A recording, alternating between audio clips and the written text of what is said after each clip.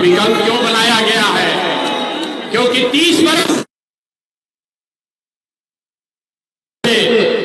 मोदी और नीतीश को और भाजपा के डर से लालू जी को वोट देना आपकी मजबूरी रही है। लोगों ने कहा कि भैया ये राजनीतिक बंधुआ मजदूरी खत्म होना चाहिए, इसलिए बिहार में 2.5 बरस पैदल चल के 1 करोड़ लोगों को इकट्ठा किया और जो दल बना, जो विकल्प बना, उसका नाम है जन सुराज। ये किसी एक व्यक्ति का दल नहीं है, ये किसी जाति का दल नहीं है, ये हिंदुओं का दल नहीं है, ये मुसलमानों का दल नहीं है, ये बिहार के उन सारे लोगों का दल है जो बिहार में व्यवस्था का परिवर्तन चाहते हैं, बदलाव चाहते हैं। दूसरे दल में और हम लोग में क्या फर्क है मेरे भाई? यहाँ जितने मुसलमान साथी बैठे हैं, आपको लोग बताते हैं कि भाजपा से डरिए और हमको वोट दीजिए, हम आएंगे तो भाजपा को हराएंगे, भाजपा से आपका रक्षा करेंगे। जन सुराज में और दूसरे दल में बुनियादी फर्क ये है कि जन सुराज में हम लोग कहते हैं कि भाजपा से नहीं डरना है, अल्लाह से डरिए और अपने बच्चों के हित में नहीं लड़ना चाहिए। क्या कहे? भाजपा से नहीं डरना है, अल्लाह से डरना है और हक के साथ खड़ा होना है, तादाद का चिंता नहीं करना है। आज का जो मुसलमान है, आज के जो मुसलमान है, आपको इतना डरा दिया गया है कि जो बातिल है, जिन्होंने आपके बच्चों को मजदूर बना दिया, जिन्होंने आपको इतना असहाय बना दिया कि आप अपने बच्चों के साथ इंसाफ भी नहीं कर पा रहे हैं, उन बातिलों के साथ भी आप भाजपा के डर से तादाद का हिस्सा बनते हैं। मैं मुसलमानों को कहता हूं कि मैं इस्लाम को मानने वाले मेरे भाई, अगर तादाद की चिंता की होती तो इस्लाम तो शुरू ही नहीं होता। जिस दिन इस्लाम शुरू हुआ, जिस दिन इस्लाम शुरू हुआ, इस्लाम को शुरू करने वाले तो 2 ही लोग थे, तादाद तो उनके खिलाफ थी। उसी तरह जन सुराज को कुछ लोगों ने मिलकर शुरू किया है, लेकिन हम लोग हक की बात कर रहे हैं, इसलिए तादाद आप देखिए अपने आप ऊपर वाले की कृपा से बन जा रहा। आप ऐसी तकरीरों में जानते हैं, आप ऐसी तकरीरों में जाते रहे हैं, जो आता है यही कहता है कि हमको वोट दीजिए, हम आएंगे तो आपका और आपके बच्चों का काम करेंगे।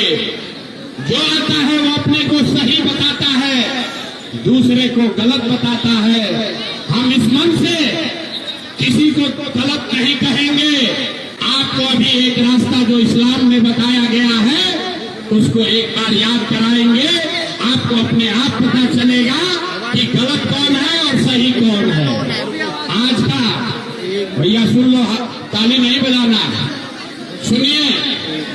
आज के जो हुक्मरान हैं, और चाहे मुखिया है, विधायक है, राज्य की सरकार है, दिल्ली में बैठे हुए मोदी है, आज के हुक्मरान जालिम हैं। उन्हें आपके और आपके बच्चों की चिंता नहीं है, आपके पढ़ाई रोजगार की चिंता नहीं है, आपके गली मोहल्लों की चिंता नहीं है। तो अगर आज का हुक्मरान जालिम है, तो इस्लाम में पैगंबर साहब ने क्या बताया कि जिस कौम को अपने रहनुमाओं की समझ नहीं होगी, उसके ऊपर जालिम हुक्मरानों को मुसल्लत कर दिया जाएगा। तो अगर आज का हुक्मरान जालिम है, तो इसका मतलब है बात पैगंबर साहब ने कही है तो गलत नहीं हो सकती है। इसका मतलब है कि कहीं ना कहीं आपसे अपने रहनुमाओं को चुनने में गलती हुई है, तभी आज आपके ऊपर जालिम हुक्मरानों का शासन मुसल्लत किया गया है। अब आप तय कर लो भाई कि जिसको आपने वोट दिया, जिस लालटेन में किरासन तेल बनकर जल रहे हैं, जल आप रहे हैं, जल आपके बच्चों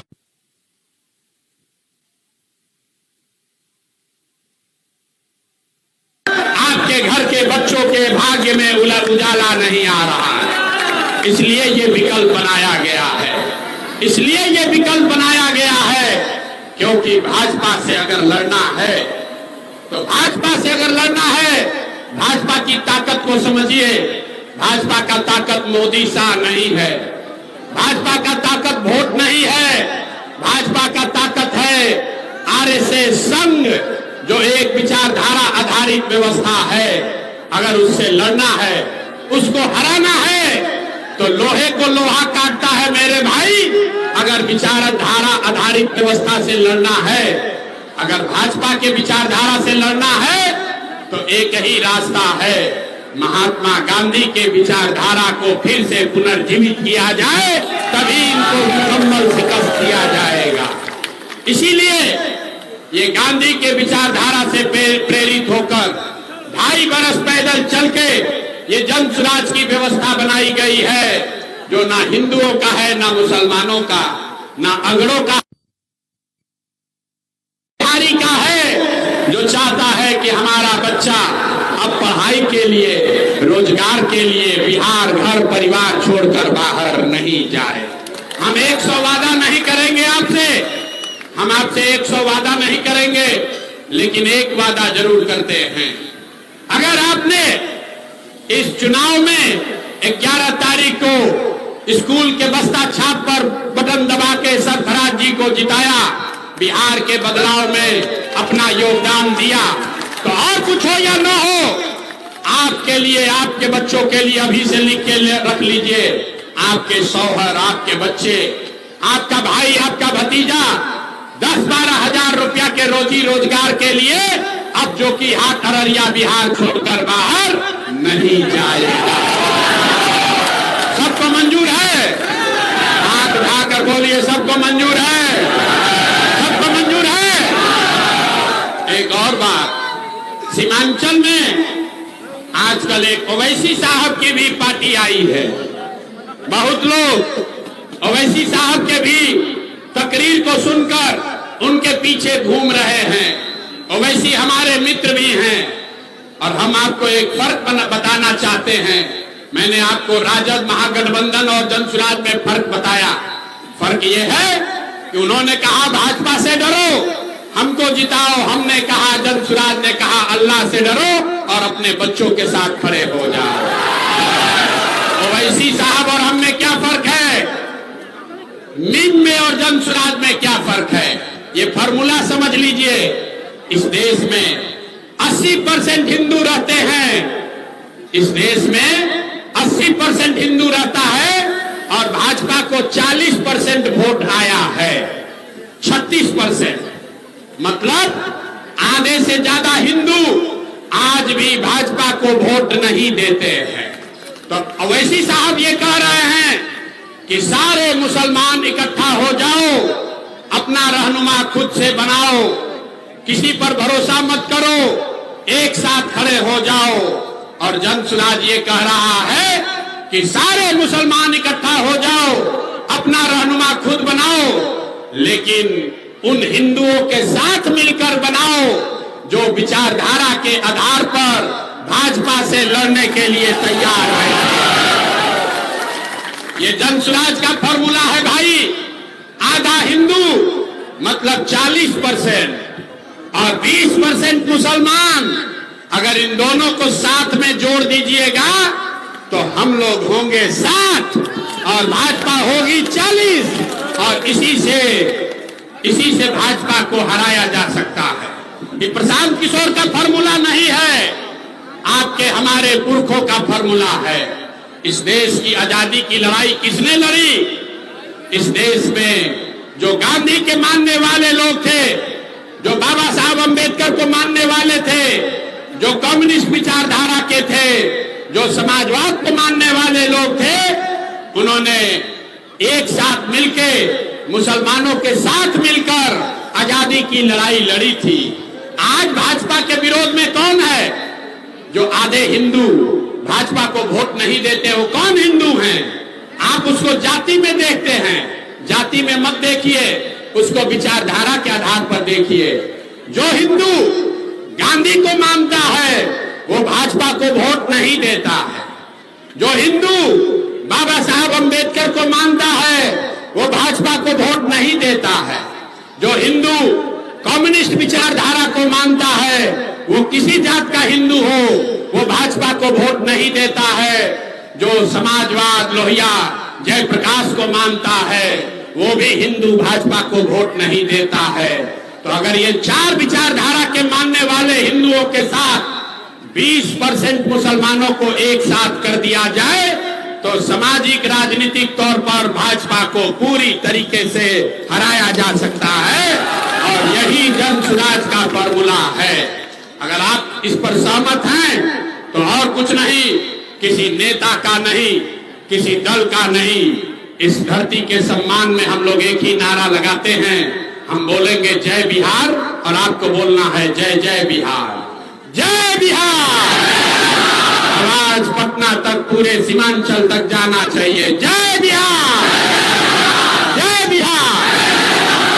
और सीमांचल की राजनीति महरूम तस्लीमुद्दीन साहब के लड़के सरफराज जी करेंगे कि हैदराबाद पटना से आया हुआ कोई नेता करेगा? आप बताइए, आप बताइए। अब इनको आप अपना आशीर्वाद और दुआ दीजिए, वोट जिसको देना है दीजिए, लेकिन जो दुआ है, दुआ आपको देना है सरफराज भाई को, और ताकि इनको जो की हाथ से आप फ्री कर दीजिए, इनको फ्री कर दीजिए ताकि पूरे सीमांचल में 12 की 12 सीट जो मुसलमान साथियों की सीट है उस पर जाए, प्रचार करे और पूरे सीमांचल में मुसलमान समाज का नेतृत्व करे। इसलिए ये जन स्वराज से जुड़े हैं। ये अगर यहाँ से निर्दलीय भी लड़ जाते तो भी इनको जीतना था, तभी जीते, जीते कि नहीं जीते? तो जन स्वराज में कहे जुड़े, जन स्वराज में क्यों जुड़े हम बताते हैं। बड़े से बड़ा हकीम भी, बड़ा से बड़ा सर्जन भी अगर ऑपरेशन थिएटर न रहे, अस्पताल न रहे तो डॉक्टर ऑपरेशन नहीं कर सकता है, सर्जरी नहीं कर सकता है। सरफराज भाई वो काबिल डॉक्टर हैं जो समाज के बदहाली का इलाज कर सकते हैं। अब ये जन स्वराज के अस्पताल से जुड़ गए हैं ताकि सबका भला हो सके और बड़े स्तर पर मुसलमानों का यहाँ नेतृत्व खड़ा कर किया जा सके। अगर आप सब साथी सहमत हैं तो इनको जीत का माला तो पहनाएंगे ही, उसके साथ साथ सीमांचल के नेतृत्व का माला इनको पहनाया जाए कि नहीं पहनाया जाए? पूरी माताएं भी हाथ उठाकर आशीर्वाद दीजिए, दुआ दीजिए इनको जो की हाथ से जिता दिया गया कि नहीं? एक माला जो की हाथ के नए एमएलए, नए विधायक सरफराज भाई के लिए जोर से बोलिए जय बिहार। एक और माला लाइए और एक अभी बड़ा माला आपके आशीर्वाद से इनको इनके महरूम वालिद के लेगेसी के लिए, अपने महरूम वालिद के उत्तराधिकारी के तौर पर इनको फिर से सीमांचल के मुसलमानों का नेतृत्व करने के लिए आप यहाँ से आशीर्वाद दीजिए। माला एक बार लाओ भाई, बड़ा माला इनको पूरे सीमांचल का पहनाना है। एक बार हाथ उठाकर दुआ दीजिए, एक बार हाथ उठाकर दुआ, एक बार लबैक कहिए, सारे लोग लबैक कहिए। और सीमांचल में पूरा मुसलमान समाज का नेतृत्व सरफराज आलम, सरफराज भाई को दीजिए। जय बिहार, जय बिहार। इससे ज्यादा दम है आप में, पूरी ताकत से बोलिए जय बिहार, जय बिहार। क्योंकि आपकी आवाज पूरे सीमांचल में, पूरे बिहार में जानी चाहिए। मुसलमानों ने अपना एक नया रास्ता खोज लिया है। अब लालटेन में किरासन तेल नहीं बनना है, अपने अपने बच्चों के लिए बढ़िया रोशनी पैदा करनी है।